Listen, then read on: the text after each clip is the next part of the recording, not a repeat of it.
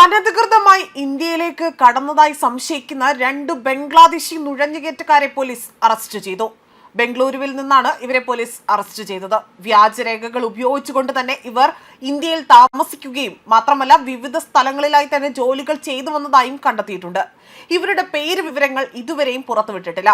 Electronics സിറ്റിക്കടുത്തുള്ള പേഡോ എന്ന ഗ്രാമത്തിൽ ഇരുവരും അനധികൃതമായി തന്നെ താമസിച്ചു വരുന്നതായും ഒരു സ്ക്രാപ്പ് ഷെഡിൽ ജോലി ചെയ്തതായും തന്നെ കണ്ടെത്തിയതായും പോലീസ് വ്യക്തമാക്കുന്നു. രാജ്യത്ത് നിയമവിരുദ്ധമായി പ്രവേശിച്ച ഇവർ ആധാർ ഉൾപ്പെടെയുള്ള വ്യാജരേഖകൾ സമ്പാദിച്ചതായും പോലീസ് സംശയിക്കുന്നുണ്ട്.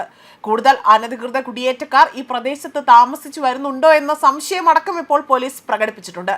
കേസിൽ കൂടുതൽ അന്വേഷണം നടത്തി വരികയാണ് എന്നും പോലീസ് വ്യക്തമാക്കി. അതേസമയം സംശയാസ്പദമായി തന്നെ കണ്ടെത്തുന്ന എല്ലാവരെയും പിടികൂടാനാണ് ഇപ്പോൾ നിർദ്ദേശം നൽകിയിരിക്കുന്നത്. മാത്രമല്ല വിവിധ സംസ്ഥാനങ്ങൾ കേന്ദ്രീകരിച്ചുകൊണ്ട് തന്നെ അനധികൃത നുഴഞ്ഞുകയറ്റക്കാരെ കണ്ടെത്താനുള്ള ശ്രമങ്ങൾ സജീവമാക്കിയിരിക്കുകയാണ്. ബംഗ്ലാദേശിൽ നിന്ന് വ്യാജരേഖകൾ ഉപയോഗിച്ചുകൊണ്ട് ഇവിടെ താമസിക്കുന്ന നിരവധി ആളുകളെ മുംബൈയിൽ നിന്നടക്കം പുറത്താക്കിയിട്ടുണ്ട് എന്ന റിപ്പോർട്ടുകൾ കഴിഞ്ഞ ദിവസങ്ങളിലാണ് പുറത്തു വന്നത്. അതേപോലെ തന്നെ മഹാരാഷ്ട്രയിൽ ബംഗ്ലാദേശിൽ നിന്നുള്ള കുടിയേറ്റക്കാരെ കണ്ടെത്താൻ ഇനി AI സാങ്കേതിക വിദ്യ ഉപയോഗിക്കും എന്നതായിരുന്നു മുഖ്യമന്ത്രി വ്യക്തമാക്കിയത്. കുടിയേറ്റക്കാർ ആദ്യം പശ്ചിമ ബംഗാളിൽ നിന്നാണ് എത്തുന്നത്, പിന്നീട് വ്യാജരേഖകൾ നിർമ്മിക്കുന്നു. തുടർന്ന് രാജ്യത്തിന്റെ വിവിധ ഭാഗങ്ങളിലേക്ക് ഇവർ പോവുകയും കേന്ദ്ര സർക്കാർ പദ്ധതികൾ പ്രയോജനപ്പെടുത്തുകയുമാണ് ചെയ്യുന്നത് എന്നതാണ് ഇപ്പോൾ വ്യക്തമാക്കിയിരിക്കുന്നത്. ഒരു AI ഉപകരണം സൃഷ്ടിക്കുന്നത് ഈ പ്രശ്നം കൈകാര്യം ചെയ്യുന്നതിൽ ഒരു പ്രധാന സഹായകരമാകും.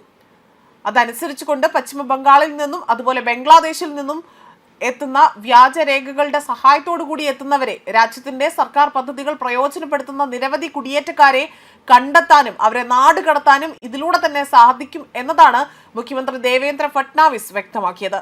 വോട്ട് ബാങ്ക് ആയി കണ്ട് കോൺഗ്രസ് ആകട്ടെ ആസാമിലടക്കം നുഴഞ്ഞുകയറ്റം പ്രോത്സാഹിപ്പിച്ചതായി കഴിഞ്ഞ ദിവസങ്ങളിലാണ് കേന്ദ്ര ആഭ്യന്തരമന്ത്രി അമിത് ഷാ വ്യക്തമാക്കിയത്. BJP ആസാമിൽ മാത്രമല്ല രാജ്യത്തെ മുഴുവൻ ബംഗ്ലാദേശി നുഴഞ്ഞുകയറ്റക്കാരെയും പുറത്താക്കിയിരിക്കും എന്നതായിരുന്നു അമിത് ഷാ കഴിഞ്ഞ ദിവസം ഒരു പൊതു റാലിയെ അഭിസംബോധന ചെയ്തുകൊണ്ട് സംസാരിക്കവേ വ്യക്തമാക്കിയത്. ആസാമിലെ ഹിമന്ത് വിശ്വ ശർമ്മ സർക്കാർ ആകട്ടെ ബംഗ്ലാദേശിൽ നുഴഞ്ഞുകയറ്റക്കാരിൽ നിന്ന് 1 ലക്ഷത്തിലധികം ബിഹാർ ഭൂമി മോചിപ്പിച്ചതായും അമിത് ഷാ വ്യക്തമാക്കിയിരുന്നു. കോൺഗ്രസ് ഇത്രയും വർഷക്കാലം സംസ്ഥാനം ഭരിച്ചിട്ട് പോലും ആസാം ആ ഒരു പ്രസ്ഥാനത്തിൽ ജീവൻ ബലിയർപ്പിച്ചവർക്ക് അതിനുവേണ്ടി ഒന്നും തന്നെ ചെയ്തിട്ടില്ല എന്നതായിരുന്നു അദ്ദേഹം സൂചിപ്പിച്ചത്. അതേപോലെ കോൺഗ്രസ് വർഷങ്ങളോളം തന്നെ നുഴഞ്ഞുകയറ്റക്കാരെ പ്രോത്സാഹിപ്പിക്കുക മാത്രമാണ് ചെയ്തത്. 1983 വലിയ രീതിയിൽ ഒരു നിയമം കൊണ്ടുവന്നുകൊണ്ട് നുഴഞ്ഞുകയറ്റക്കാർക്ക് ഇവിടെ സ്ഥിരതാമസമാക്കാൻ നിയമപരമായ ഒരു മാർഗം സൃഷ്ടിക്കുകയും ചെയ്തു.